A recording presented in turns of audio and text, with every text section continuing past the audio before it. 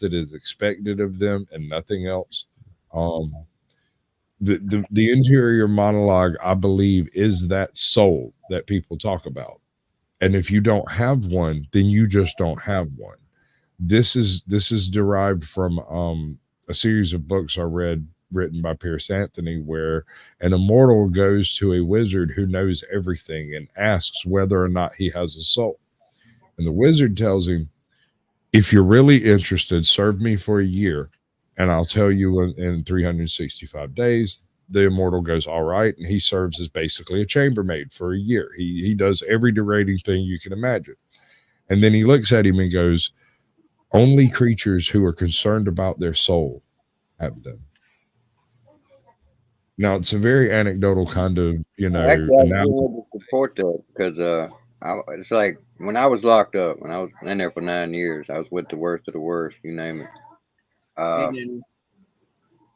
the people that terrified me the most had no touch with God. Period. They didn't believe in God. They were atheists and like that. They didn't had no concept of anything after today and tomorrow. You know what I mean? They fucking terrified me. It was Say like, something obnoxious in chat, in private chat, Denizen. it's unreal. I said I can't something. I said concept something in the life chat without it. that is for prison. Like, I want to read it. No, you're not. You don't think. Yeah, I've thought a lot about all of shit. This is like the whole shit with Big Bang. When I was a child, I ran into their biggest hang up with the Big Bang. And for Oh wow. me, it's like, okay, if everything come from nothing 13, 14 billion years ago, what was there fucking before that? Yeah, what was there 5 minutes before that? Yeah. I, Where that's did a it big come from? But right. that same causal issue exists with God or with the Big Bang. That's true. That's true. Because then you've got to ask, well, there's God, but what was there before God? And without that initial architect, there's no way to really explain any of it. And so it just becomes a bit of a Well, Mobius conversation. well, think about this. If God was eternal and forever, what was he doing before he created the universe? What was he Right. doing for all this time? If you were forever and always, what were you doing with all that He time? was Well, time didn't exist because it was just you. What did you do the he whole is You know time? how the Time. Vikings explained this, the It Celts? wasn't all that time. The That's Celts stated wait, that time is cyclical, that what has occurred will occur again. It is inevitable. And so there is no need to lament the terrible things that you have done. And there is no need to worry about the horrible things that will happen. It is all meant to be and will be and has been. So enjoy your life. Yeah, it's interesting. Well, what you said earlier about there being a state beyond sleep that you can meditate into, I Mm-hmm. found that every night I go to sleep, I'm waking up with like ways that I perceive reality or made equations out of psychology or anything, math, new ideas with light and stuff. And I'll wake up out of this state and not know what I was thinking of, but I knew for a fact I've made and put some stuff together that no one's thought of and like made an equation or and I can't grasp it when I wake up because I'm not in like the right state of mind. Sure. Sure. But and I also found that I only dream now after training myself to meditate. When I sleep, I don't black out. I only dream. Right. Interesting. All right. So that whole figuring something out in your sleep thing. I on the regular, this is a regular problem solving method that I use, and you might think it sounds nuts, but the idea of sleeping on a problem really resonates with me. Yeah. There's been several times in my history where I did like okay, I bought a car. The car had a bad bearing on one of the pulleys. It burns out the belt. It's like freaking 4th of July or Valentine's Day or some crap. Nothing's open. I can't get the pulley replaced properly. So instead, I go break into a buddy of mine's shop and use his bearing press to press a new bearing into the pulley I have, knowing that it's just going to screw up in a couple of weeks. It'll get me home though. So I'm like, fine. I put the bearing on, put everything back together. I drive the car, but I notice this car runs 50 degrees hotter now than it did before I changed that bearing. and I could not explain it. And I tried everything I could think of to figure out why it was doing that. But every night for a month, I had this dream of me putting the car back together and putting this piece of plastic back in place and being soaking wet. And I'm soaking wet. And over again, I rebuild the front end of this car and I'm soaking wet when I get done. And I walked over to the front of the car and looked at that piece of plastic. And there's a little plug to pop out. And when you pop it out, that's where the coolant reservoir is. Right? So like somewhere in my brain, I registered not only the fact that it would be running hot, but the reason why, and did not know it and could not fix it until I figured it out. Yes. So solve problems in your sleep, folks. This be the quantum resonance frequency that I speak about being heaven, and they burnt it out of my brain with magnets, and I feel dead inside. And you can only alter it in deeper states of consciousness. No, that dead inside part just happens when you realize you're not a child anymore and you have to deal with adult problems. That's the Oh, no. This was from the magnets. I feel dead inside after the magnet treatment the day of. I believe Anybody want a piece of that one? Magnetism to the life force. I believe that we all have a magnetism.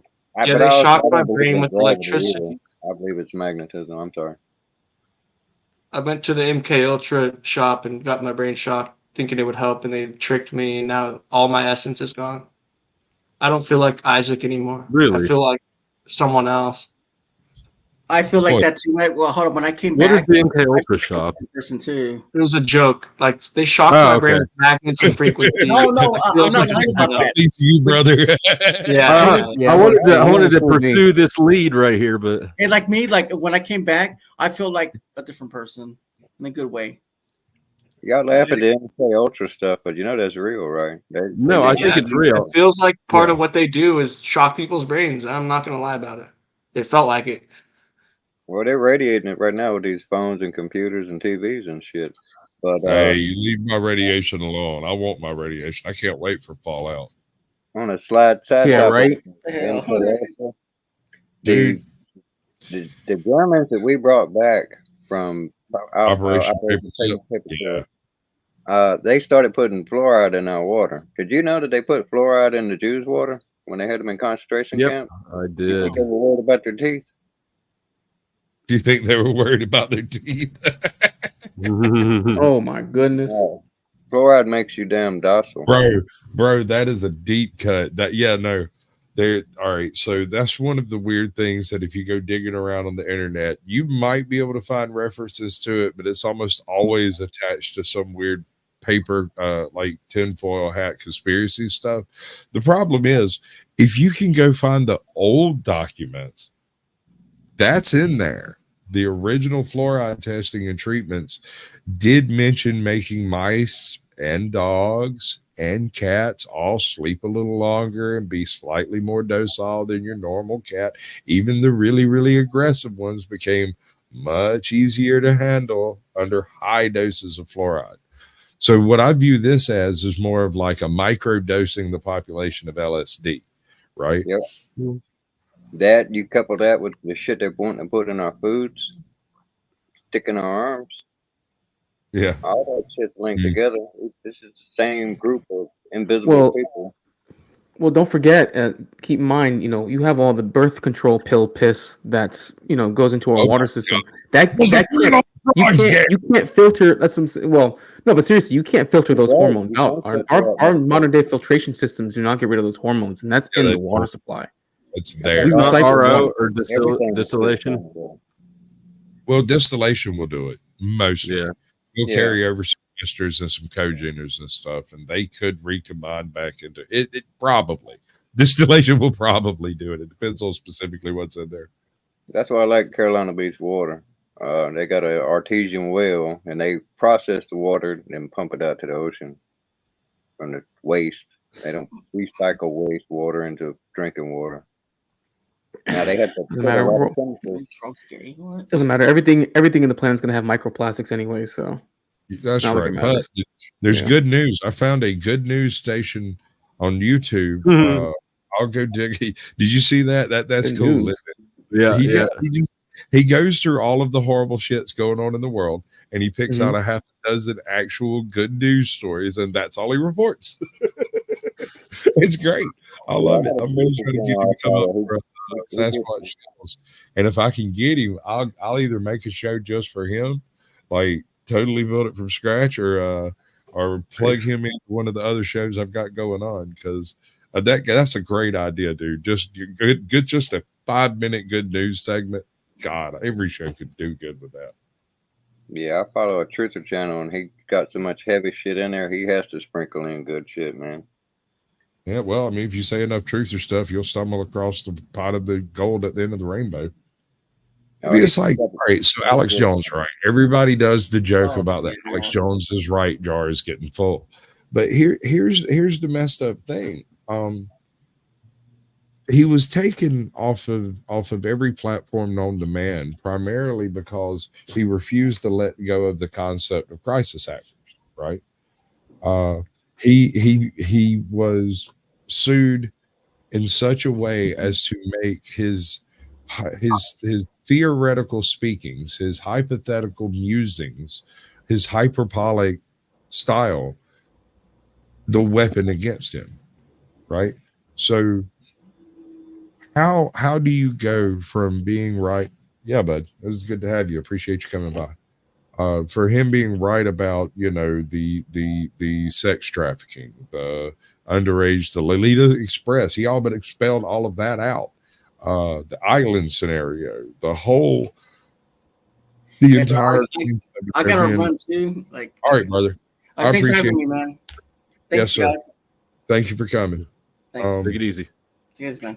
Over into like even the frogs, even the concept about the gay frogs. He's a little off base with it, but at the same time, he's not wrong, and that's a thing. That's something, right? That's wasn't he also wasn't he also one of the people who snuck into Bohemian Grove?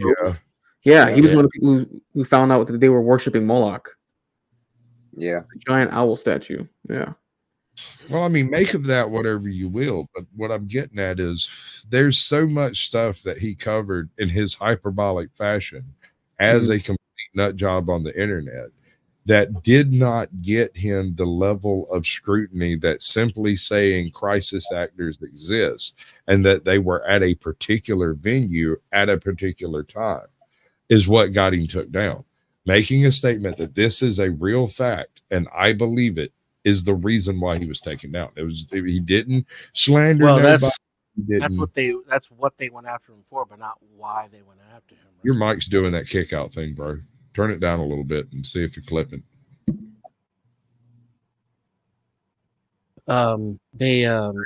That's what they went after him for, though, not why they went after him, right? Yeah, that was the meat they hung on the hook. Yeah. Right. So like right, but not the thing that they really wanted to shut him up about, right? Right. I don't really know what they wanted to shut him up about. I can only assume that one of his wild theories landed somewhere way too close to home, because that wouldn't make sense for it to be the Epstein thing. It wouldn't. I mean, it would like literally have to be one of the aliens, lizard people, or the Silurian hypothesis level of hollow earth type crazy theories. But the thing they hung him on, or it was the warning shot about the crisis actor topic. Right, that was my theory. That's where I landed, was the whole concept of crisis actors being completely verboten, right? And so when not only did that come out, but there was a whole bunch of people who found out that different people involved with it were actors, you know, but that's not unusual. There's actors all over the world. You know, you can't say, oh, well, since she's an actor, she must be a crisis actor. That doesn't really, that's not how that works. You've got to show either the same crisis actor or.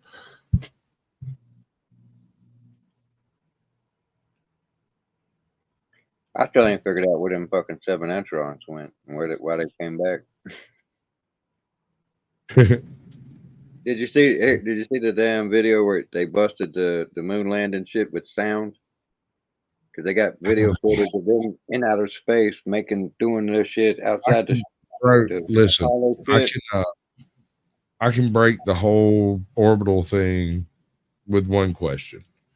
And I ask this to anybody who brings up space travel in any way, because until we get this bit of footage, I'm not going to believe it's happening. So, do you believe that we have had humans in cans floating around in space for the past 50 years? Okay. No. So, the reason I have a problem with it is not scientific at all. It's entirely psychological. You're trying to convince me that you took a group of humans, put them in a can, and they didn't have sex. For 50 years, we've been filming them, and not one money shot has been splattered all over a freaking nobody. Not once in all the history has any space agency ever accidentally released a money shot. And they're publicly filmed. So, yep, nope. I smell bullshit. Sorry. I'm going to need to see like that. bullshit. Sound Right. in the vacuum gets me. Like I said, they got video footage of them making noises, and they recorded it. It's supposed to be, and it coincides with the footage and shit.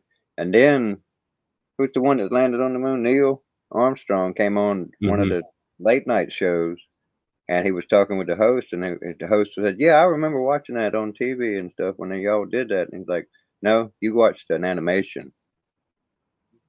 We didn't have the footage for that." Neil Armstrong said that shit. Yeah, that's probably true. Yeah, no, I'm not a big fan of the first moon landing being legitimate, and here's why. There's a whole bunch of little things. There's no specifically glaringly obvious issue where I'm like, that couldn't have been done. The film, the type of film that was utilized at that time should have been damaged by traveling back through the Van Allen radiation belts. Should have been horrible. And yet none of that film has any of that type of damage in it. It does now, 50 years later, Well, but there's no evidence that film went to the moon itself. At the time, it was perfectly crisp and clear, and that doesn't make sense. Kubrick was theoretically involved in creating this masterpiece. In a few of his movies after the moon landing, there were references to various Apollo program things that weren't largely publicly known at the time, right?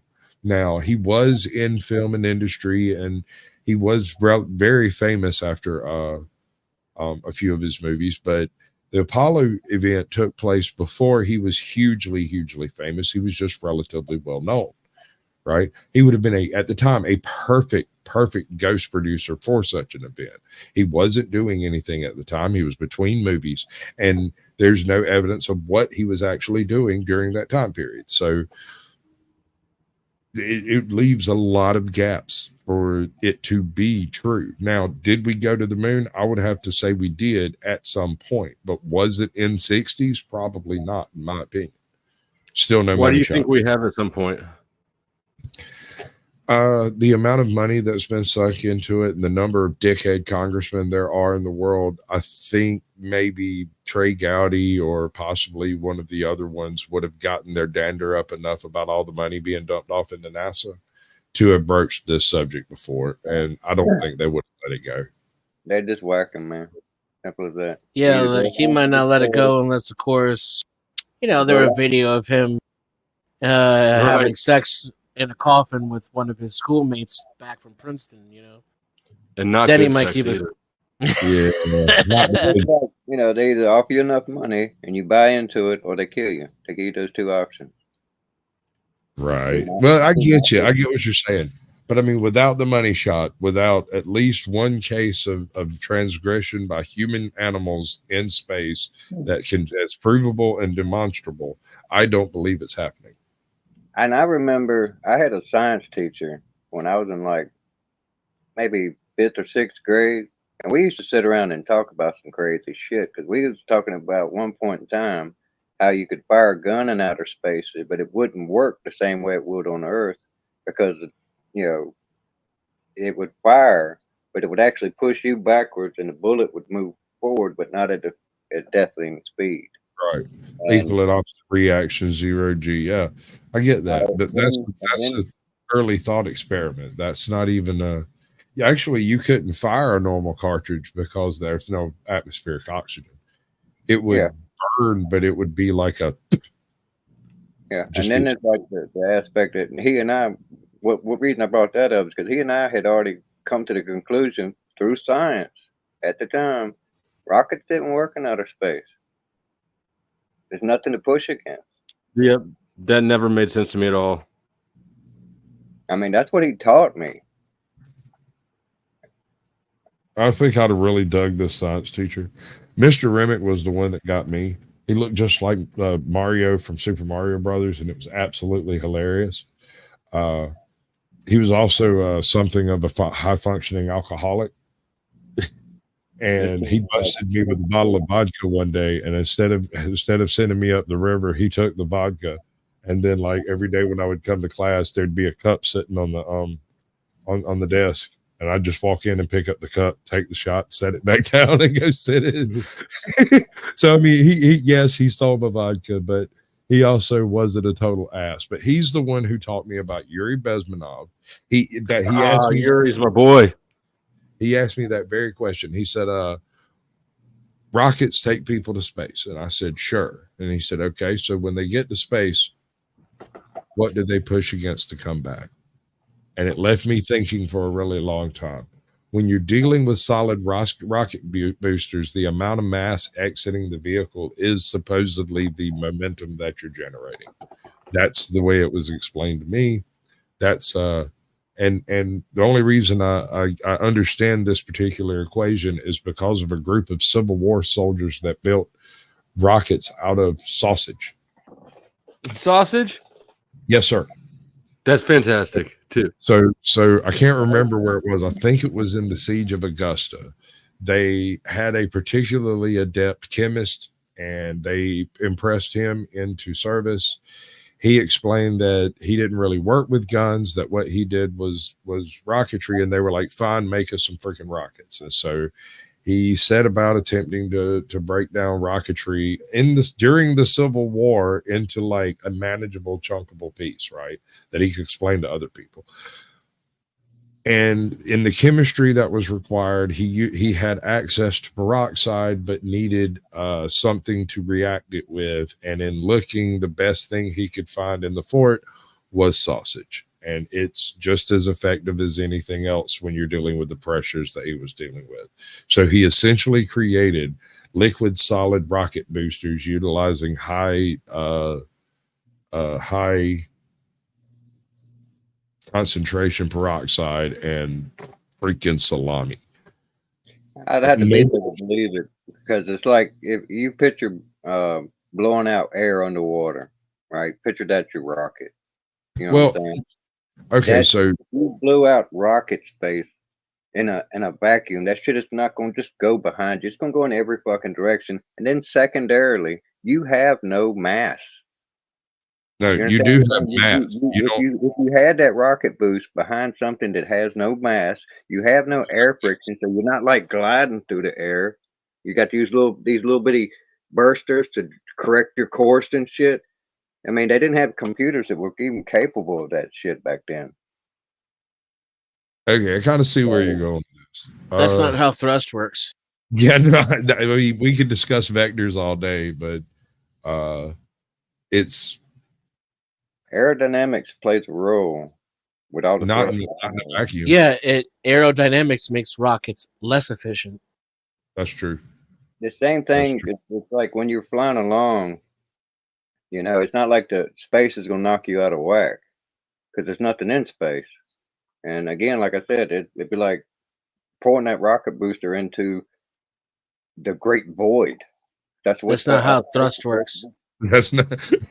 No, I get your complaint here, but in your mind, you're viewing it more like a helicopter than you are like it's hard to explain when you're dealing with a vacuum, when you have zero air resistance. It doesn't matter if the rocket is going forward or sideways, right? All that matters is vector versus mass, thrust versus mass. So you have to offset as much mass to move it. But your weight. That's why solid. So you're weightless. Weight- So mass doesn't Weight mean doesn't anything. come into it. Weight doesn't matter. Mass matters. Mass is the only thing that matters. When you're in a weightless environment that has no air, the only thing left to consider is mass, vector, and like speed. So yeah, it's a complicated equation. It's a difficult one to wrap your brain around, but you're Yeah, I picturing can it wrap as my- if you're I can wrap picturing my it in brain your around head like an inflated balloon. And when you let go of the balloon, the air inside presses against the air outside and it jets forward.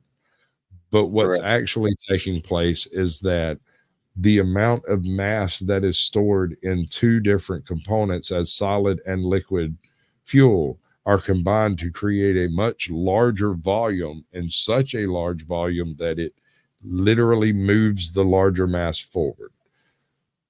It's I a understand what you're one-for-one saying, but exchange of I'm energy. It's not, really complicated equation. yeah, I'd have to go there to believe it. That's my point. I dig it. You'd have to see it to believe it. I got you. I dig that. I And can't. the whole concept of the atmosphere not floating away when there's no dome there.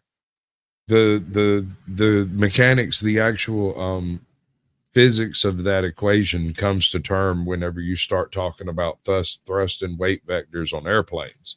Like when you're dealing with jets are not rockets. They function very differently, but they utilize the same identical type of vectored thrust profiles. That's why you're capable of changing the direction of the thrust by moving the nozzles around a little bit on the back of the airplane, right? So when you're talking, like literally, you can make a brick fly if you've got a good enough fuel and a fast enough engine. It doesn't need aerodynamics if you can fly hard enough. Yeah, I'm picturing it flipping over end and end, but if thrust even worked. Yeah, but that's what I'm saying. If you have a fine enough control over the thrust, the shape of the object you're thrusting is immaterial, provided you can manage the thrust directly. In space. Well, even I mean, take the Hopeless Diamond, right? Skunk Works, wasn't it Skunk Works that did the stealth fighter? Anyway, You'd overcome aerodynamics with enough velocity anyway. So what you Right. said is still true regardless. I see what you mean. Exactly. In space, it would be even less important what the shape of it was. More Right. important would be the center of balance. Right. This is largely why when you see futurists plotting out space stations and stuff, it's largely spheres, circles, toruses, and whatnot. I got somebody backstage. Base, throw me some gang signs. You don't got to be on camera. Just fucking do some stuff. That'll do. And I swear, because I believe some That'll of this do, stuff, Pig. that That'll don't do. believe, people That'll do, look Pig. like I could do. Just because All I right. So haven't what's touched up, it. bud? What up? How many We were fucking discussing- streams are you on, Denizen? Go on. Go on. All of them. This man's clocking 10,000 hours a day and nobody knows it.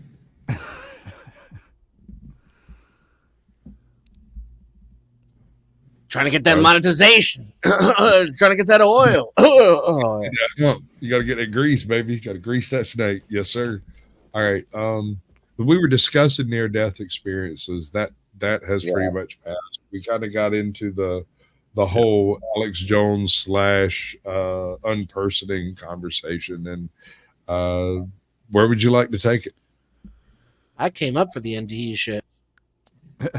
Yeah, I've had a few near-death experiences. Probably about. Yeah. Wait, I don't know. do these Well over 20. align with your dating profile? Well, one of them I got stabbed, if that counts. But, I've been stabbed. It's no fun. yeah. No, it's not. But that wasn't the closest to death. I could have been stabbed, and I would have been okay. I mean, I was okay. But I mean, I could have been stabbed in a worse place with a bigger instrument, and I would have been fucked up. But I wasn't gonna lose. You know what I mean? Well, That was losing never is- in the cards. Yeah, we don't do that.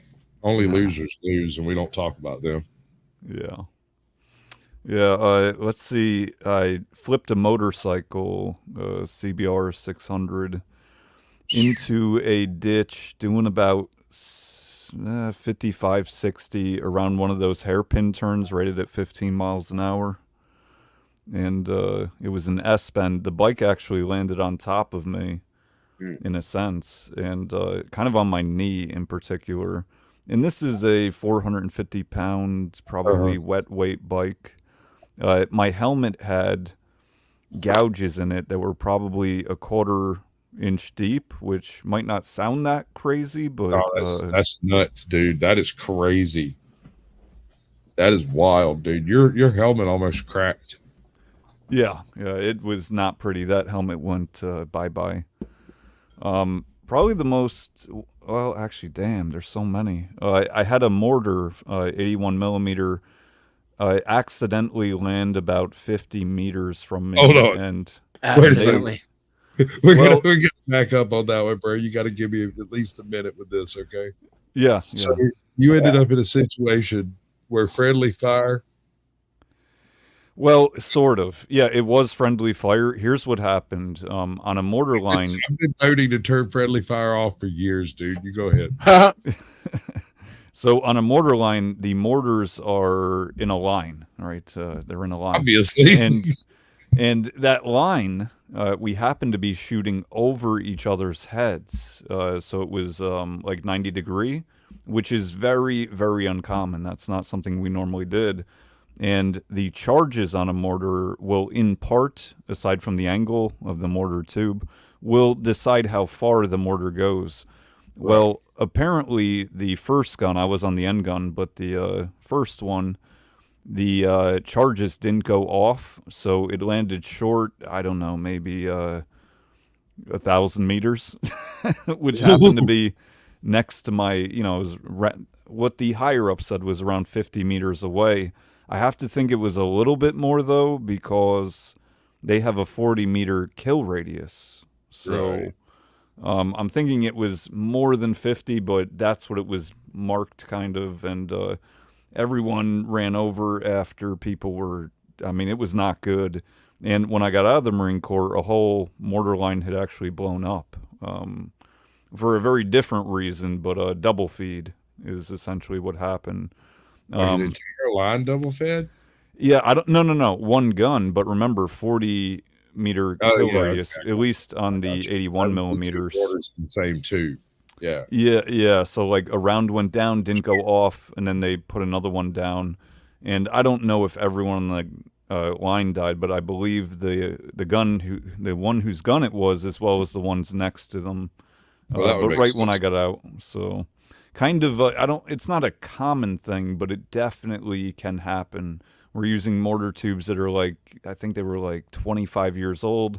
They'd get x-rayed every, I don't know how many rounds, 10,000, whatever it was. And basically recycled Army garbage. That's usually what we used.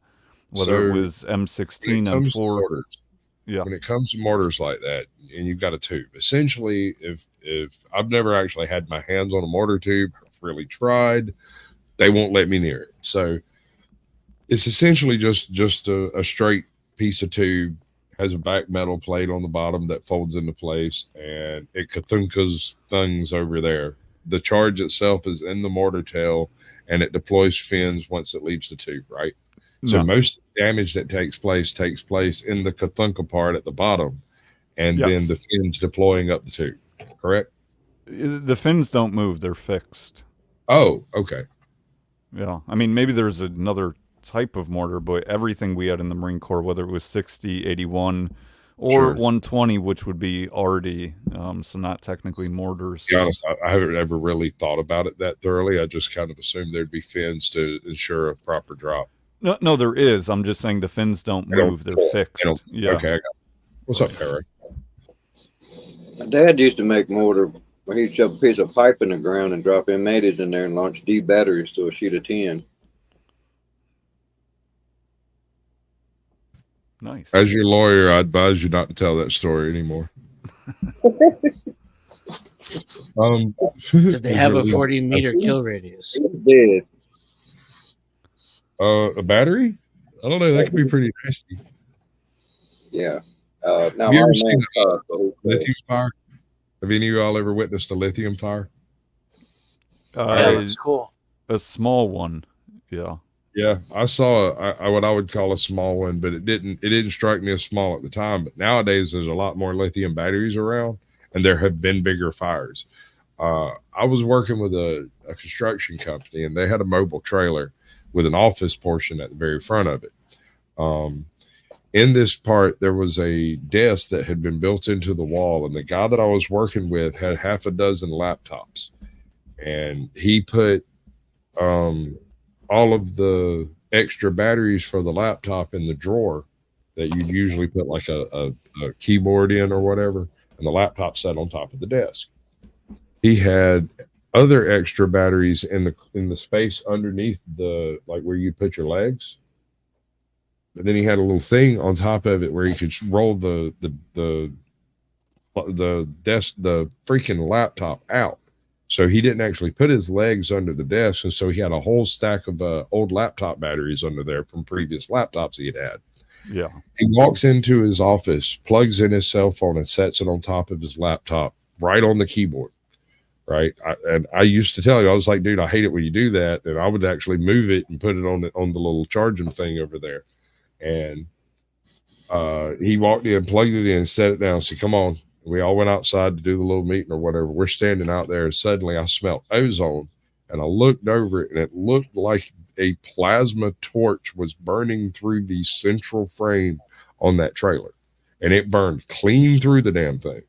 Left a glass puddle in the bottom of the thing.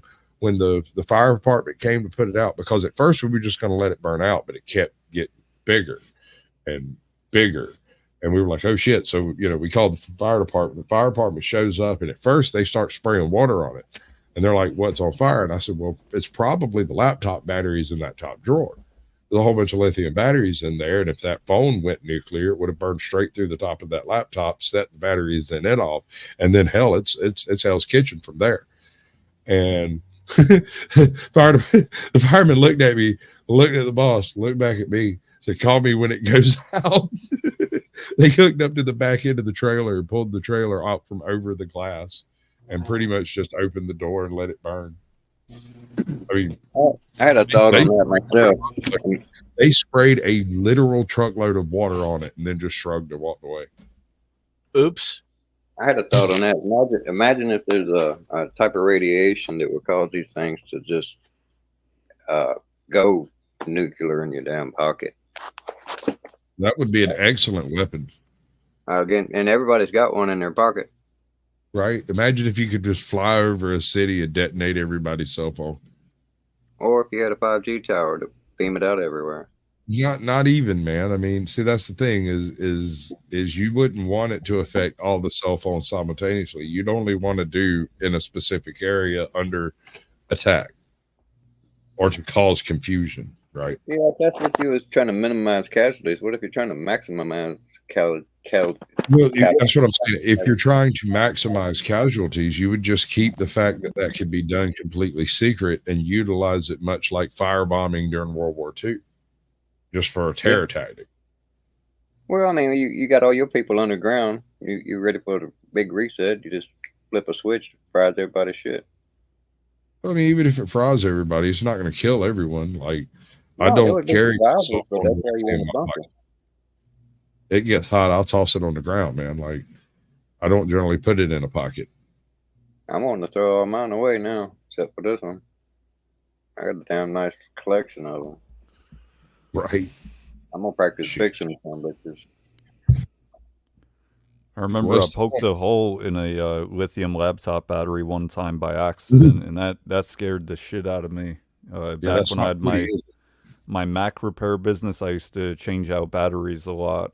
And the newer Macs, I started gluing them in, so I would have to use rubbing alcohol and like a credit card or expunger, whatever it's called. Right. And sometimes it was a little bit hairy, but it was like, could be a couple $100 for 10 minutes. But yeah. Every time I did like a little Hail Mary, I'm like, I'll be okay. Yeah, I mean, lithium's one of those things. All right, so let's take one of these big Tesla batteries, right? The problem is that when lithium interacts with itself through its own electrical charge, inside the battery, instead of it discharging electricity over time, it does it all of a sudden, all at once. And in the process, it generates huge amounts of hydrogen. So usually the light that you're seeing involved with these battery burnings is the hydrogen burning off. But that's not always the case. It can also be an electrical discharge that's taking place that's very much like ball of lightning. And wherever that stuff touches is the next place that catches on fire. Chain reaction. Yeah. Like plasma. It is a plasma. That's exactly what it's basically a lightning bolt that's only this wide. It's just a single plasma arc. Plasma. Speaking of hot stuff, what's up, Flow State? What up? And shout out to Lou. I appreciate the Cash App, and it says for the guilt. I've really been given the old how would I describe it? Bitch fest. I've been bitching at people.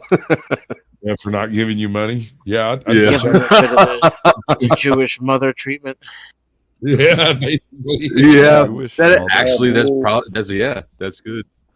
Mad mule. Good racist analogy. You never call me anymore. You're good. And at when that. prices are so high, tried to go to the grocery store the other day, but the car was broken down. I called you and you didn't answer. I'm going to tell you my theory, Flo. I think it's, school season starting back up, end of summer, kind of. I mean, I think those things playing into. Oh I yeah, don't you're know. absolutely right. No doubt. Oh, okay. I was guessing. Yeah. So. I figured No, it was- I don't think it's just me, or it's like I recognize that this is well, I mean, it's a kind of a frivolous expense to tip a YouTuber. So Right. I get that is very much at the discretion of people's lives, and I'm cool with that. But sometimes if I got to turn up the bitch fest, I will turn up the bitch fest. I came across an interesting statistic the other day, and I'm not even going to bother trying to rectify it, but I think you'll all recognize it as true. Almost every YouTuber on record made more money during Trump than they did under Biden. Because people were under lockdown I mean, and got stimulus.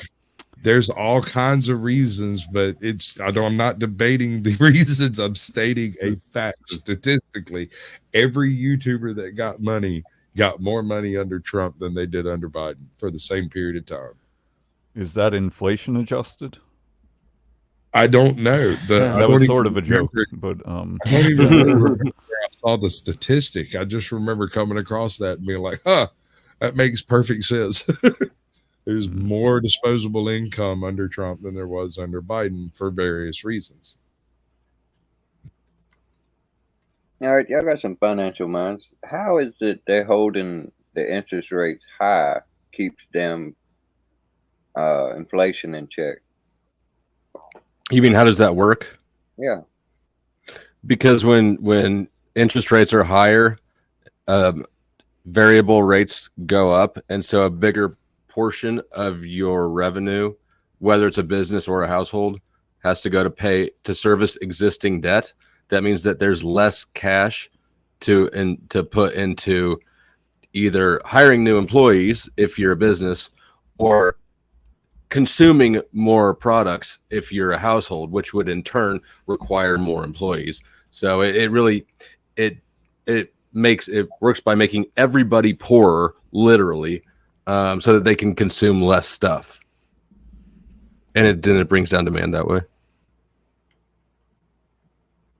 Because inflation is just increased demand with the decreased value of the dollar. Okay, I got you. Appreciate that. Mm-hmm. And that's why we keep him around, folks. All the other stuff is just free for all. Fruit. He gets the girls worked up. And boy, does he. He's got more girls than any other channel I know. Bass pretty close in there too, but he's got. I see Bass trying to steal my spot with his fucking naked streams and shit. I want to know see you. what's up with the all black every time. Is it always all black, bro? You got any other color clothes? Oh, me? Oh yeah, I've No, been wearing no. white. Oh, Oh, him you or meant me? him? no. Babe. No, Yeah, Base I, doesn't.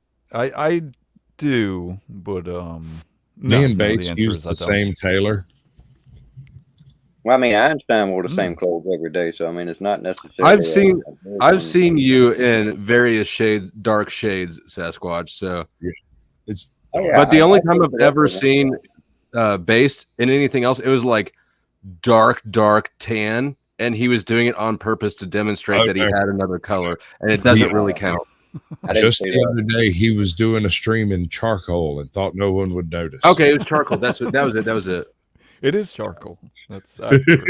Yeah, that one other color shirt.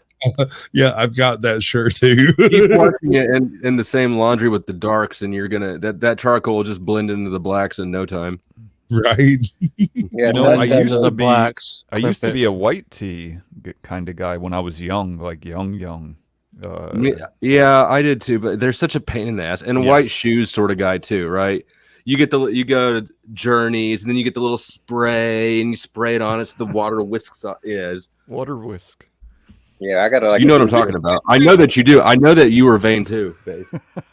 Yeah, I got like. Yeah, So- no, you're right. The That's white right. is too hard to upkeep. Go on, Bigfoot. Yeah, just saying, I got a 2-foot stack of white beaters. That's why I always got them. No, this man is stuck in 1985. I shit you not.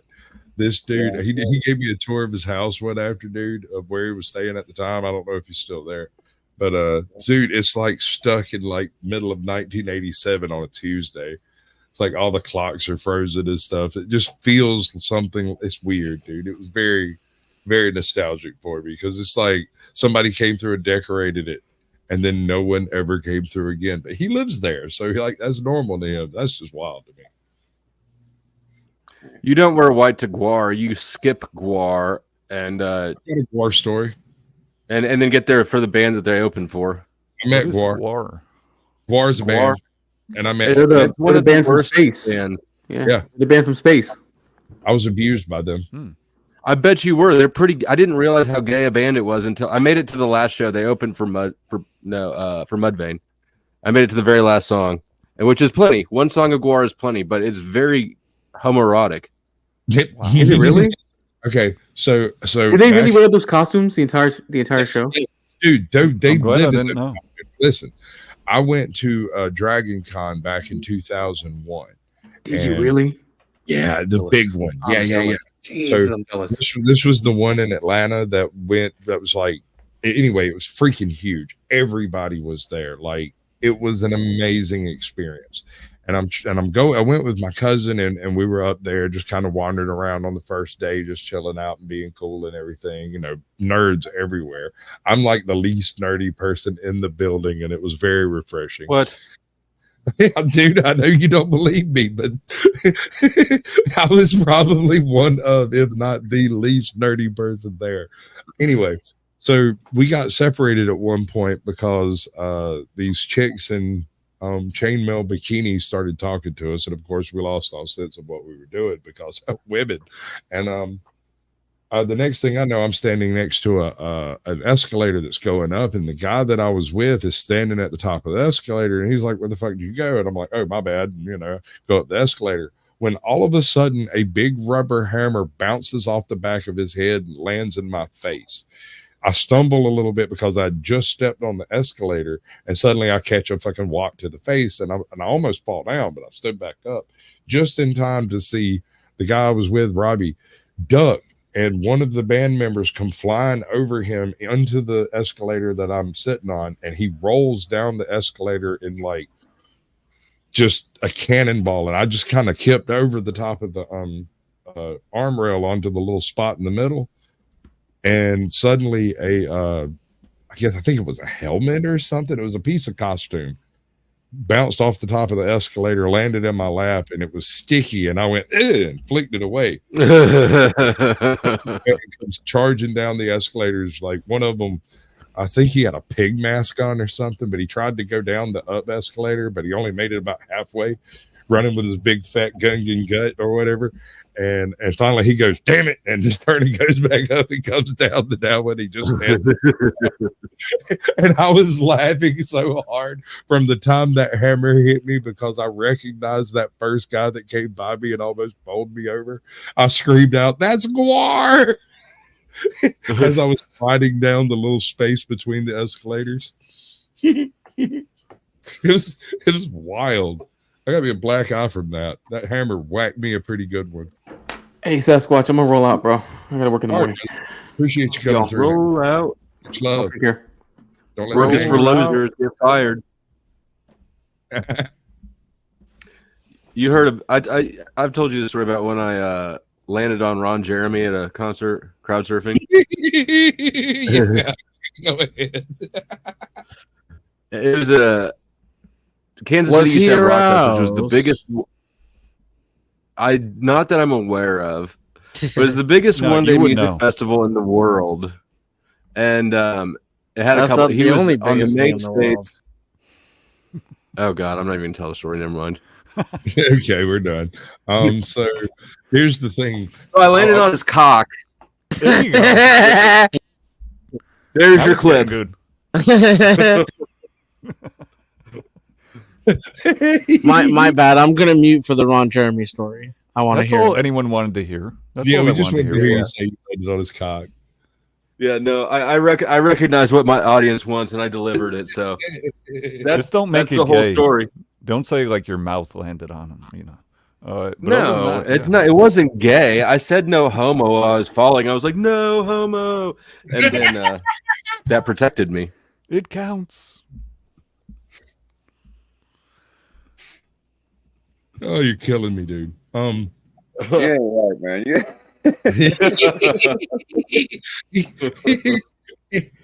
I've been told that before by more qualified people than you. Yeah, right. They've actually got experience with unright Right. People with degrees and shit. I'm a certified know-it-all. Thank you. Yeah.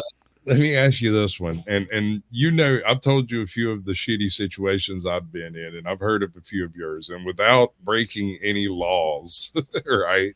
Without confessing anything that is actionable. What is the singular most fucked up situation you've been in?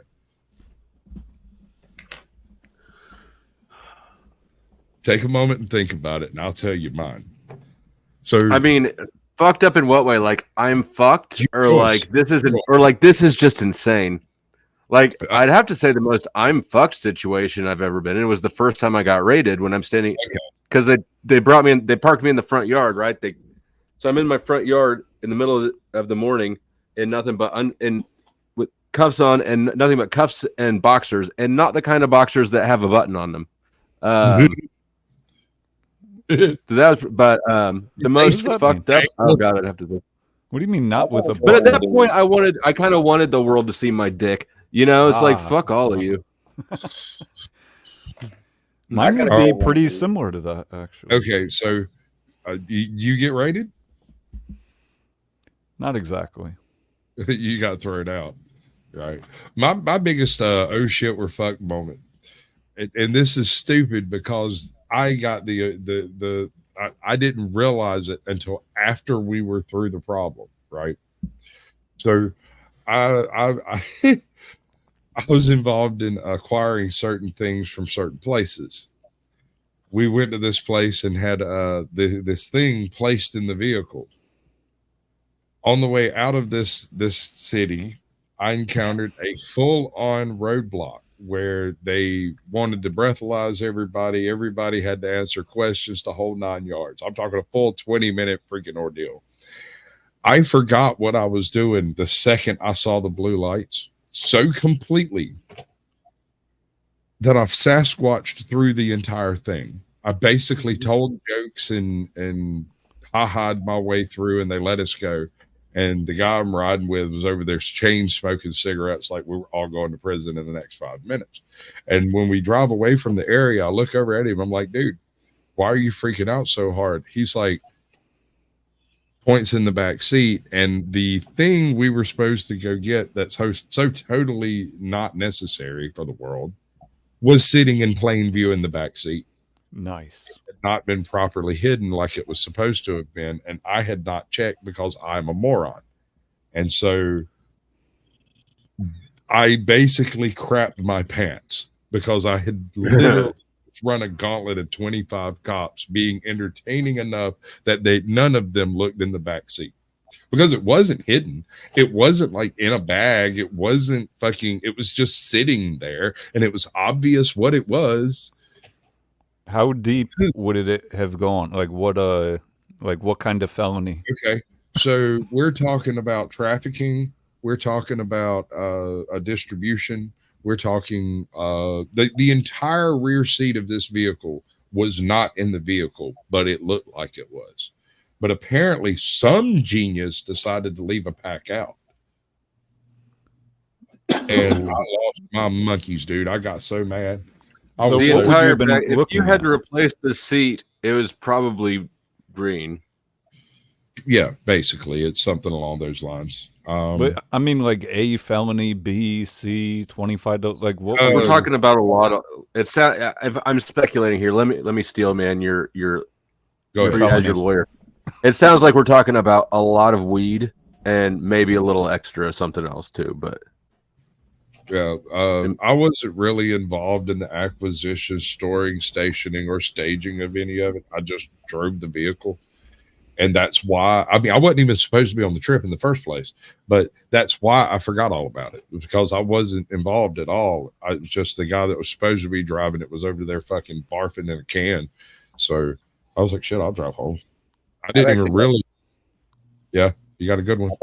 Yeah, I've actually got two. When I got popped, when they pulled us over, it was like 20 cop cars, and I ain't never seen so many damn guns pointed at us and shit. Then the other one, I was just a little too casual at the man's house, and I got up to go take a leak, and I took a stroll by the refrigerator and got me something to drink, and come back in the living room, and he's all freaked out because he's already paranoid schizophrenic, son of a bitch anyway. I mean, he's batshit crazy. But it's amazing how many Hobby Lobbies there are selling drugs. But I stepped back into the living room, and I got that 38 laid up right beside my head. He's like, "Are you the fucking police, motherfucker? What the fuck are you doing?" Yeah, and it, you know, I didn't shit my pants, but that's probably the closest I've ever fucking come. I've had guns on me. Oh, I mean, this dude is so fucking crazy. He pulls a gun on the fucking police. You know what I mean? Police are the scariest one to have pull guns on you, because you can tell that they're not really worried. They just want you to give them any sort of an excuse. Yep. No, the ones that are cocky. A normal person is. The cocky ones don't bother me. It's the scared ones. I've had freak out. Pull up on me, and he got my license, went back to the car, and he come back. He's got his fucking hand on his fucking gun, and fucking got that other hand sticking out a little bit and shit. And like, damn, this dude's fitting to burn me the fuck down. Oh, and I had another one too. On payday, I went across the street to get a drink because my buddy was at the bank, had 4 $100 bills in my pocket. I come back out because they couldn't bust 100 over there, so I was gonna go back to the bank. Standing at the stoplight, getting ready to cross over with my shorts in one hand and getting ready to just cross over to fucking back to the bank. Here comes the fucking police up the street, just cherries and berries wheeling. They go past me, and they lock that motherfucker up, spin it the fuck around, come back over there, draw down on me. Both of them drew down on me, and like, freeze, motherfucker, don't fucking move. And I cooperated, of course. They cuffed me, stuffed me. And then I'm like, what the fuck's the deal? Why the fuck y'all doing this? You fit the description of fucking armed robbery. Suspect fucking just went off 15 minutes ago. I'm like, oh, fuck. I hadn't been out of fucking work, out of prison, like a month maybe. And they got me rigged up for the same thing I just went up for. I'm like, well, fuck, I'm fucked. I was like, man, I didn't do this shit. My buddy is over there at the bank with his mom selling up some stuff in business. He'll testify to you. And unless what got stolen is 4 $100 bills, which is what is in my damn pocket, I'm not your man, and your man's getting the fuck away. They went over there and verified the fucking story and cut me loose, but That Thank was a God, fucking right? that was a fucking That's butt cleanser. that's what's supposed to happen, though. The investigation part. Okay, armed robbery on the run. You match the description, cuffing stuff. Okay, right. That's a minor detention, technically speaking. The issue is that if you'd have had some drugs on you, they'd have found the drugs. You'd have went downtown for the drugs. Yeah, I mean, but they still cuffed and stuffed me, man. That's what I'm saying. That's one of the breakdowns in our system. Is like you weren't picked up for any legitimate reason. They didn't suspect you of committing a drug felony. They suspected you of committing armed robbery. Yeah. But when they find out you're not that guy, but they found drugs on you, you'll still go up the river. And I don't know how I feel about that. That doesn't seem get bullshit. No, a good lawyer will get that tossed out because that is. I know, but prima versa. But a public defender won't. They won't do it. You'll have to flee. Fucking public defender can goddamn hardly put fucking money in a meter. Well, I mean, on this topic, I had a very, very good, I guess, public defender. When I got hit, I was like 19. I got hit with a B felony charge. B felony, 16 to 25. And got it reduced to disorderly conduct with a public defender. What was it originally? I was better than that. What do you mean? I just told you. What was the original charge? I don't remember all of it, but I had weed and some mushrooms and a fake ID and mushrooms is hard, dude. Yeah, which now they're legal, so ecstasy is hard too. I was facing 2 life sentences and 2 mandatory 7s, and I actually had a public defender, but I got a good lawyer because when we started out, me and my crime partner had the same public defender, and he flipped. They turned him. He broke down, got a bond reduction, and got the fuck out. And all of a sudden, I got to get a new lawyer. So I knew what the deal was. The motherfucker turned. They went out and got an actual street lawyer and come in there. And I'll be honest with you. The dude told me, if I'd had enough cash, I'd have got the fuck off. He quoted me a fucking price, no receipts. And I actually asked him what the division was, and he told me and shit. I don't like lawyers that laugh. You were a bad motherfucker, weren't you? I know some of that true. Right. I gotta stop pissing Dennis off with my non-reverent shorts about religion. No, I didn't give up on you on that one. I ain't gonna Yeah, there ain't no point in pissing up a rope, is there? Nah. Yeah. I can lay some rope, but I ain't gonna climb none.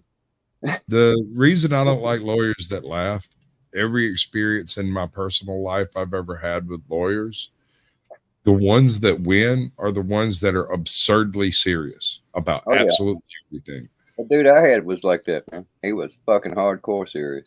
Right. My brother was going through some stuff in Atlanta. He went through about 4 different lawyers with the same law firm. And I didn't know this was what he was doing at the time, but basically he would bring me with him to see what I thought about him.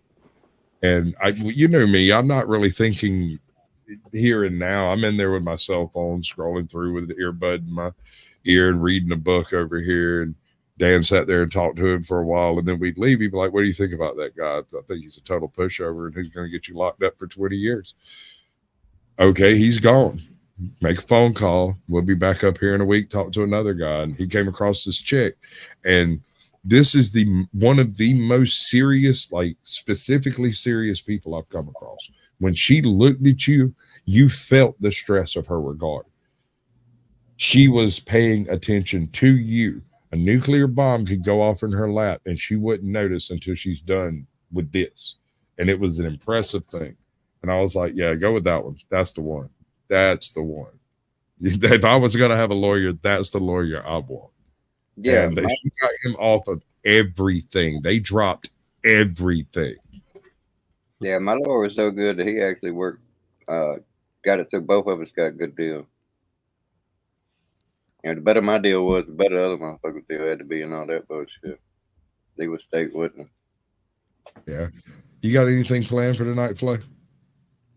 Yeah, I got something planned. It's scheduled for 45 minutes from now. Okay, so let's. But I mean that's sort of a variable time. I just sort of took a stab at. Right. What's your is there a topic or anything? Is there a point? Enemy appreciation stream, and I would. Oh man, I'm gonna have to end this a little early so I can grab some. So, enemy appreciation stream, and it will be open panel.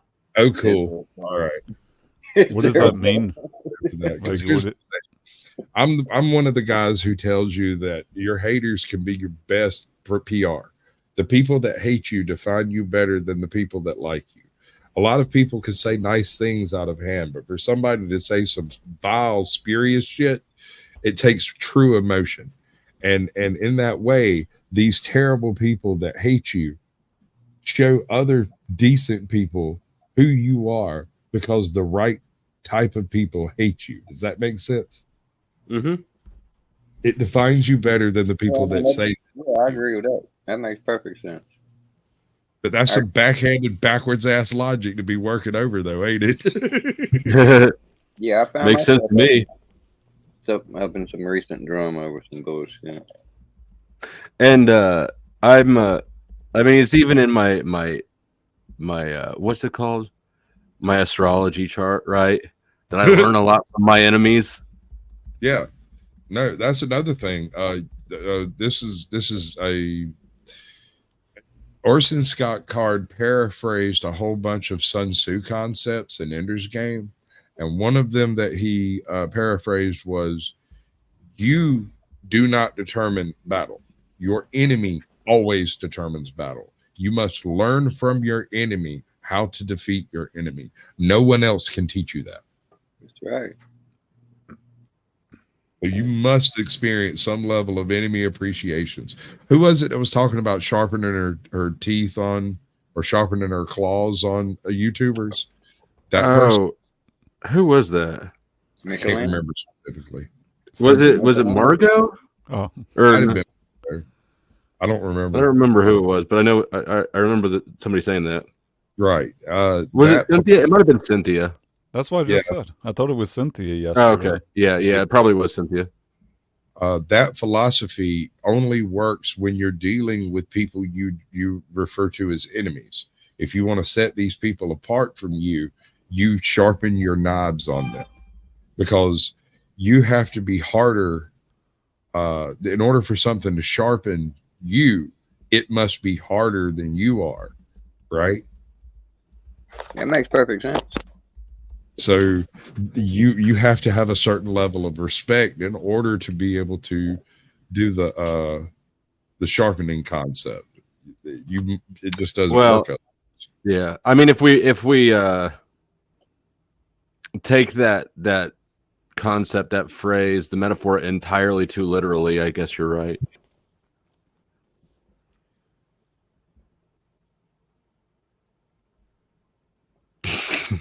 Apparently my earbud died in the middle of the stream. Yeah. Anyway. Yeah, I guess we pretty well squared it away. I gotta go grab something to eat before you start up on Enemy Appreciation Day. Dude, I want to I do too. I gotta bug Mrs. Flo to get me some food. Yeah. If you're listening, Mrs. Flo. Coffee too. She gonna make you a salad? Yeah, a salad. Yeah, she's gonna make me a spinach beef salad like I'm old Joe. Hey, I got a question for y'all, and this is for everybody on panel. I want to know how many salads equals a steak. 0. This is not a conversion that happens. I mean, that's like saying how many miles per hour does it take to get to 10 pounds? I mean, if you feed cows salad, you'll eventually get a steak. So it's not a completely undoable fucking equation. That's kind of cheating on the answer there, but that's a good answer. I just want to know, because I'm going to eat a steak, and I want to know how many salads I need to write on my little card. I mean, oh shit! What I learned in, I took food science in college because it was an easy class, and there's something like a 70%, like the energy, right, decreases by 70 or 80% each step away from the sun, right? So from steak to the amount of salad that goes into a steak, it'd be like you need 80% more, basically. You'd need like 100 pounds for one. The amount of calories that in salad would be like 80% more than the amount of calories you'd get out of the resulting steak. Right. I So there's a pretty. I remember that bit. I've read that book. I don't know how you have all the information. It's wild. The thing is, you read my college freshman year food sciences textbook. I read a book that had the information you're talking about in it, where it takes a certain amount of poundage of roughage and oats, and it may not have been a food science book. It may have been a livestock book or something, but it's the same information. I read a whole bunch of like old school farming, homesteading stuff back when Are you a fast reader? Yes. Yes. And also I'm one of those people who can read 4 books at one time. So I can do that too, but I read slowly. Yeah, I'm in Flo's camp. Next to the bed, one next to my TV, one next to my chair in there, and one in my truck. Yeah. Yeah, same. I can't do just one book. Have you read Alistair Crowley's book? I have not. I haven't, but dude, listen. I've read excerpts and I've read parts and pieces and I've discussed Crowley's work. Dude, it's esoteric and nonsense bullshit. Flu for all, man. It's nothing there. There's machine elves. I hear what you're saying, but it's just a whole That's bunch sort of the stuff. impression I get of him too, is that he's just sort of a pop culture figure, not really like. I mean, it is like Manly P. Hall is dope. Secret Teachings of All Ages. That's a book right there. If you want to get into esoteric shit, right? I've got some shit. I got the Book of the Dead and all that shit.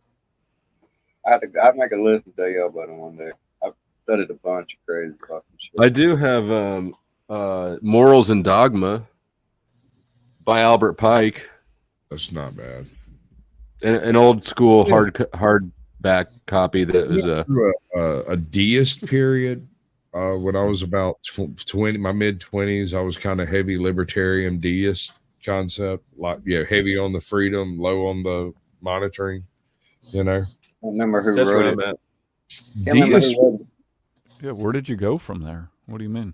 Well, deists are kind of as a funny philosophy because it accepts an architect of the universe, but fails to define what that is. Right. So it's almost agnostic, but it's actually more spiritually in tune with hardcore Christian than it is agnosticism, because it's not that they're not willing to answer the question of, or rather, let me rephrase that. It's not that they don't know whether or not there's a God. Deists accept that a God exists, but that they don't understand what it is. And so they can be more evangelical than some of the Southern Baptists I've come across. And that's saying something. Do you think that's important to know what it is? I don't. I'm closer to an agnostic faith now. Yeah. I'm one of those assholes that would tell you that I'm not religious, but I am spiritual. But I've encountered a whole lot of weird shit in my life. I've gotten through most of it, mostly unscathed. And that in and of itself is a bit miraculous. I mean, for me, what works is the fact that sheer perfection is the golden rule. He who has the rule is more perfect. Yeah. Well, he who has the gold makes the rules. No, that ain't one. But do unto others as they would have you do unto them. Yeah. That's the platinum rule. Mine it works better because if people did unto me what they would have me do unto them, there's some gay dudes around who was really fucking up my life. Yeah. My version of it is do unto others as you would have them do on you and yours. But yeah. All right, children. we have reached the end of this stream. I appreciate each and every one of you like a brother and a sister. But I've probably got to go touch myself or something. I'm not sure. Yep. Beat it off. Anybody want to shout anything out? You want to? Yep. I'm going live in half an hour. Come over. Enemy appreciation. So. Yep. Yeah. I'm going to go have a bite to eat, and I'm going to jump in. Open panel. Just as soon as I can. Cool. Anybody else? Based, you got anything planned? Nah, all good, man. Thanks for having me on. Yeah, but any old time. Denizen, you got anything? Yeah, you're over on your other panel. I see how it is. You don't love me no more. You're not going to give me a friendly little reach around. You're just going to sit there and be a knot on the log. That's the way that shit works. Bigfoot, you got anything to say? Love is stronger than hate. Love everybody you can while you can. That's great. I love it. Let's see. So we're gonna go out. I gotta bounce. Thanks a lot for proving just how ugly and immature you are. It's been real. And just so you know, I don't really care about your problems. Thank you. Love you. Have a good evening.